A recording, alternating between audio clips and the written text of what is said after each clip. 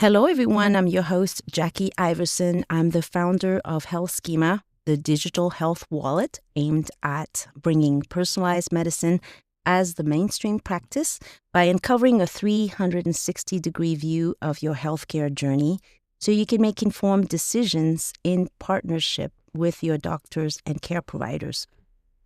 Part of the 360 of your healthcare journey, this podcast series feature well-rounded healthcare-related topics that are meant to elevate your whole health. Everyone, I'm pleased to introduce you to Brooke Griffin, the founder of Bold Idea Group, a career and leadership consulting firm for pharmacists, helping them reach their full potential in their personal and professional lives. Brooke is also a vice chair of clinical services and has had a long career as a pharmacist as well as a professor of pharmacy practice at Midwestern University. Hi, Brooke, and welcome. Thanks for joining me on this episode of Health Schema. Thank you so much for having me, Jackie. I'm so excited to be here. Well, I was so curious. I guess I was very naive when I first met you. Because I had read your impressive bio and I asked you, about being a life coach of pharmacists. Why is it needed? Could you please give us some background on what's happening in the world of pharmacy? Sure. Yes, I'd love to. And again, thanks so much for having me. And I love your podcast and I love your mission. So I'm so excited to be a part of it. And when we met, it was really great to learn that we both have similar interests in healthcare and helping healthcare providers. I've been a pharmacist, like you said, for over 20 years, but it's really only been in the past 8 years or so that we've been talking about wellness in pharmacy. Mm-hmm. Even though there have always been issues, we really started having this conversation as a collective saying, hey, we're stressed, we're burned out, we're always putting the patient first and ourselves last. And our current practices aren't really sustainable for our own well-being.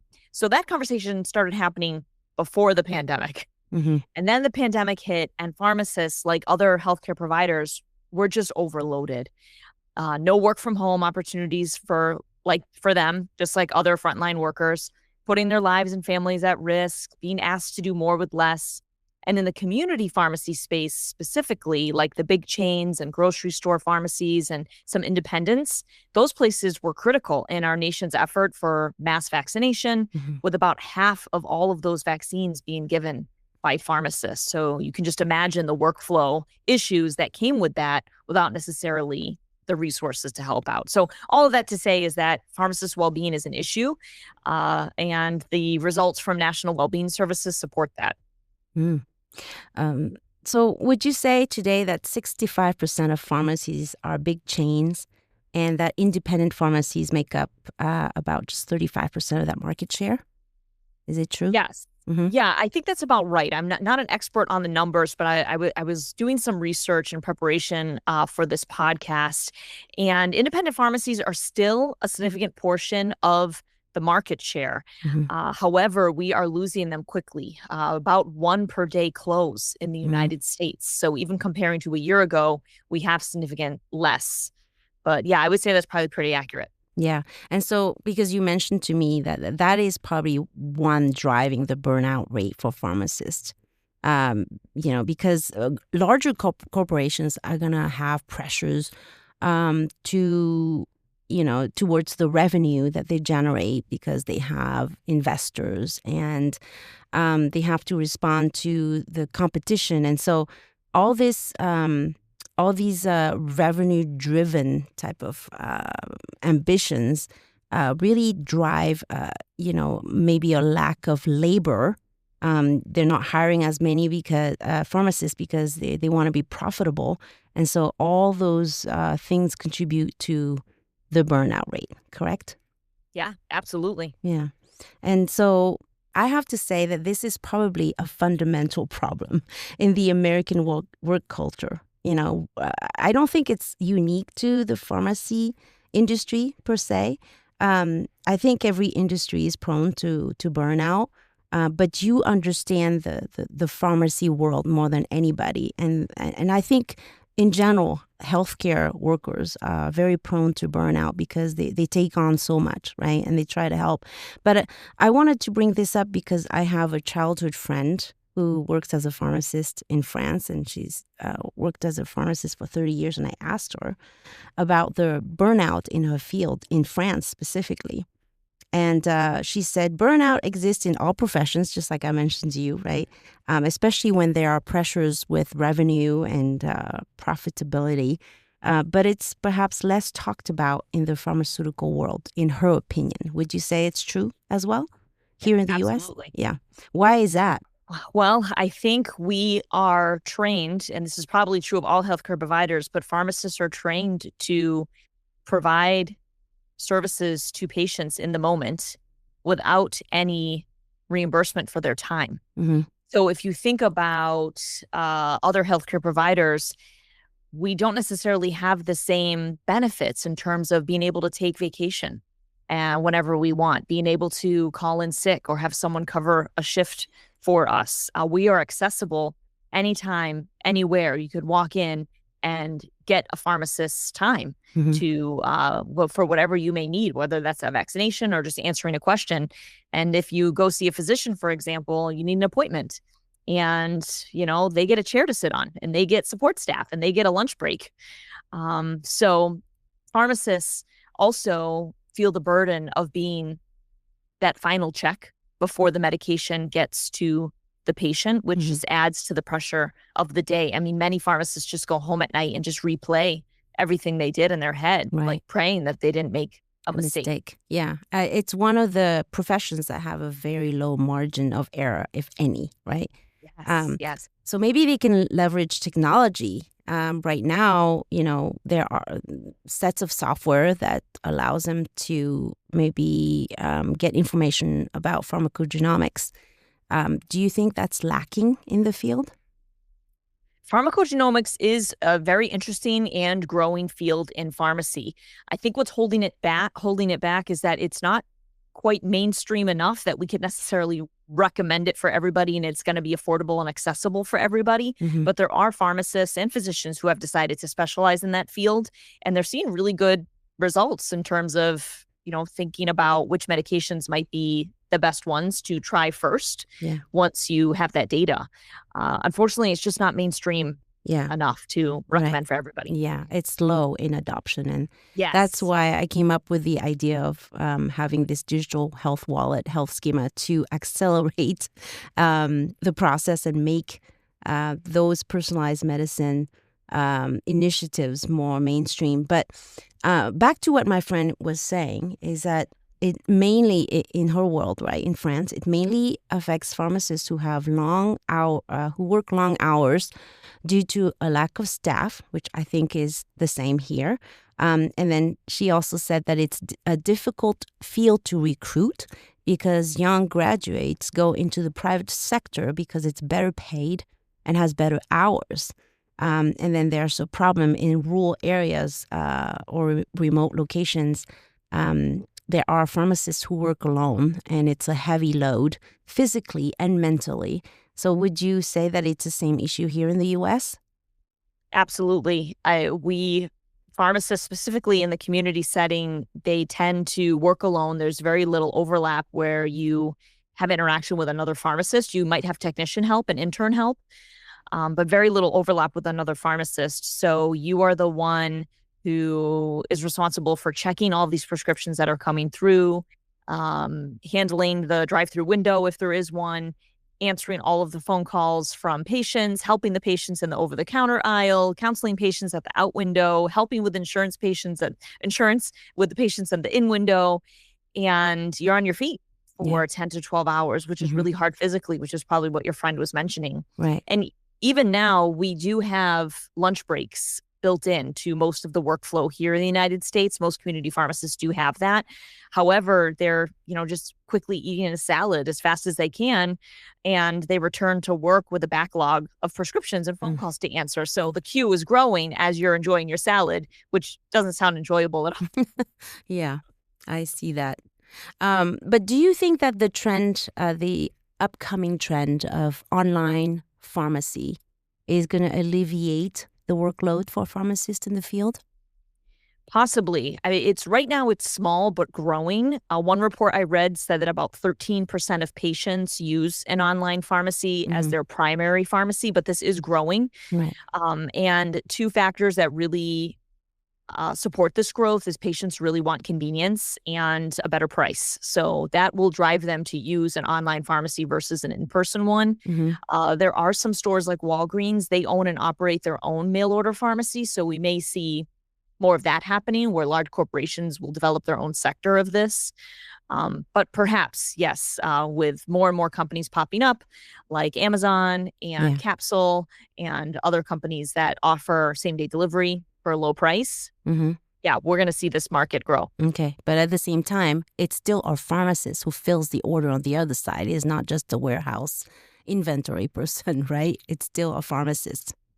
Yeah, great point. What may be different is that what we call a closed door pharmacy, meaning patients aren't coming in and out. So it's you and the team filling the prescriptions. So you might eliminate some of the phone calls. You might eliminate some of that foot traffic that's coming in with the vaccinations and the testing and everything else. Yeah. So what would be the top 3 tips you have for pharmacists to avoid experiencing a burnout?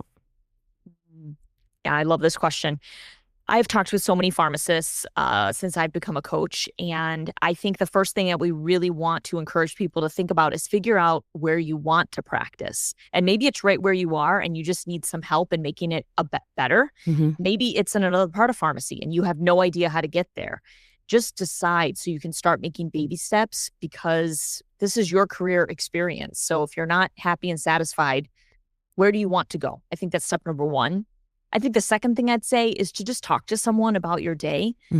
Sometimes our partners at home don't quite understand what is on our minds, kind of the mental load. The good news is that we have a lot of groups in pharmacy. So join a group on social media, or better yet, your state association or national organization. Start with a peer group, a group of friends who are pharmacists. There are support resources out there. So I like to remind people of that. And the third thing is I would just remind people your health is a priority and your health includes your mental health. So use the EAP program through your employer for therapy or coaching. You don't need to be in a mental health crisis to take care of your brain and to take care of your emotions. Yeah, I love that. I actually have a friend. I'm going to also record a podcast with her. She worked as a intensive care unit nurse, and she said, sometimes I saw nurses cry and they were embarrassed when somebody would see them cry and they'd clean up and say, oh, okay, I'm okay. But she said it's okay to cry because like you said, the mental load, right? So if you have a breakdown of some sort, to just let it out, right? Yeah, we need to express these emotions. Many pharmacists tend to be highly empathetic. Right. So we take on sometimes some of the pain that our patients are feeling or experiencing, whether that could be physical pain or financial pain or emotional pain. Right. And we carry that. So you've got to release it and you've got to manage it. And so what do you think employers can do to help pharmacists avoid burnout? I would say ask and listen. Not enough leaders, unfortunately, are taking the time to really get to know their team, let alone help with their well-being. So just make an effort for chit chat. Don't stay in your office.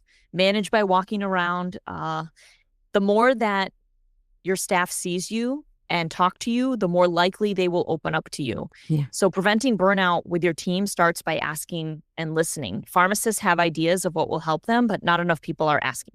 Yeah, I love that. Actually, it's probably true too in every profession because, I think management tends to have ideals of how things are supposed to work, and they give key performance indicators to the team saying you have to, say, fill so many numbers of prescriptions or whatnot, and then the reality is different, right? So I think it's important to get that feedback from the people working in the field to adjust the goals. And there's also, to your point, elements of this practice called positive organizational leadership, which I absolutely love. It's basically helping employees find what makes them feel fulfilled at work, by setting up platforms of them being able to safely express themselves and provide feedback, right? And then also feel fulfilled in the impact they are making. So all that probably would make the workload less less burdensome, I think, because they are fulfilled, and it wouldn't feel like a job day to day, because you do what you love every day, and that would be complete success. But the other piece is, I think our culture has such limited vacation. I think about in France, they have 5 weeks of vacation. Wow. And a ton of long weekends because it's a Catholic culture. And the joke is there's always a saint ascending or descending. So they have a ton of long weekends. And so, but because the pharmacies and companies here are so driven by numbers, right? They don't really allow people to, first of all, they don't hire enough people. And then for them to be able to take long vacations. Right. So somehow it's a very competitive market, would you say? Is there anything we can change at the source so then we can make an impact in helping the workers? Yeah, that's a great question. And I think it's multifaceted. I think when we talk about burnout in any profession, I truly believe it's not just a you problem. It's not just the individual's problem to take more walks and take more bubble baths and figure out what's stressing them out. It's also the infrastructures in which we work that are contributing Right. to the problem. So if someone feels like they can't turn off work when they go home, if someone feels like they have to continuously check their inbox at home, they don't have inbox coverage, or they can't take a sick day when really they should be taking a sick day, like that's going to play a huge role. So it's the individual recognizing, what do I need? It's the infrastructures in which we work. It's the asking and listening by leadership. We also have a huge financial reason, which is why pharmacies are being asked to fill so many prescriptions, because of the complex nature of the pharmacy benefit managers that are dictating the reimbursement that pharmacies are getting for the products that they are dispensing. So with reimbursements being lower, it's causing a drive to fill more. Right. Yeah. So what role do patients play in boosting pharmacists' morale? Oh, I love this question. This is the reason why pharmacists go into community practice, is because of this patient interaction. They want to go to work every day feeling like they made an impact. And these conversations that feel very satisfying, that feel like they made a difference in someone's life, that will carry them sometimes the entire day, the entire week. So patients literally make our day, and a really sour interaction can really be a downer and can sometimes bring us down. So I would say, have patience. If there's delays in your prescription, there's usually reasons that are outside of the pharmacist's control. They want nothing more than to feel like they made a positive impact in somebody's day. Oh, so learning more about their patients' success stories, right? Yeah, they love to hear patient success stories. They love it when patients come back and say, that thing you recommended really helped me. It cleared up. It improved. I'm sleeping better now. Thank you for calling my doctor on this. Yeah. They love the feedback, continuous loop of feedback. Wow, that's great. Because, the reason why I invited you to do this podcast is because I know that among pharmacists, I see it on LinkedIn. Everybody knows when you're a pharmacist that you're prone to burnout, and everybody understands that. But I think from a patient standpoint, it's not known. Personally, I did not know. So that's why I asked you. I said, why is this so needed? And I was at a dinner party the other day, and I brought up this topic. I was telling them how excited I was to record this podcast with you. And I asked my friends if they were aware of the burnout issues among pharmacists. And obviously they were not, because one of them even said, well, that explains why they always appear unhappy and stressed out. Which kind of made me laugh. But another friend even chimed in and said, I always want them to hurry up.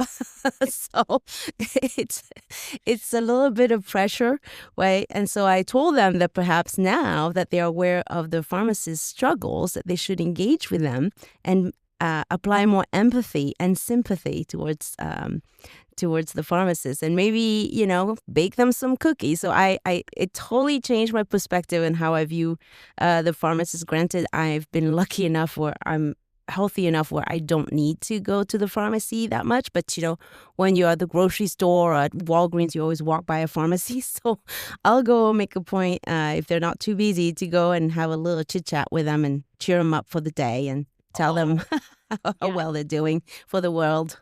You would make their day totally to hear the random compliment like that. And I just want to thank you for bringing it up at a dinner party. That's amazing.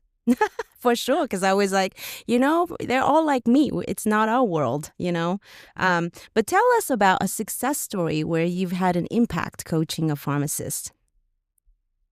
Yes, this is a great question. And there's so many stories I could share. But one of the areas that I have found that pharmacists struggle with a lot is having these self-doubting thoughts. The negative thoughts that are just sometimes on repeat in our brain. So I work with a lot of pharmacists on just recognizing when those thoughts pop up and ways to kind of reduce them. And we can't get rid of all the negative thoughts. That's not the point. We just don't want to be ruled by them. Right. So there's one pharmacist I can think of who has just made tremendous progress in approaching her day with more of a growth mindset instead of feeling so stuck, instead of feeling like there's no options for me, instead of feeling like I need to do more, I don't have enough, I don't have as much as this next person. Allowing herself to make mistakes and, not beating herself up over every little mistake. It's just been amazing to see how many areas of our life have flourished by just working on thoughts. And that's probably one of the things I love most about coaching is we are in control of our thoughts. So we have the ability to choose our very next thought, which could change our entire perspective. Absolutely. That's beautiful. I think it doesn't apply just to pharmacists. I think I might need your coaching, to be honest. Yes, it is a pervasive problem. Yes. Right. It's mindset, right? So are there any final remarks you'd like to make for the audience? I believe every pharmacist deserves a coach. I really do.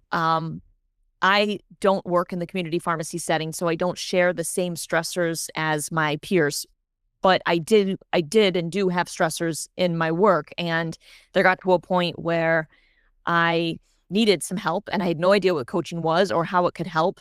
But it completely changed my life. And it was so transformative that I decided to become a coach myself to help my peers and my profession.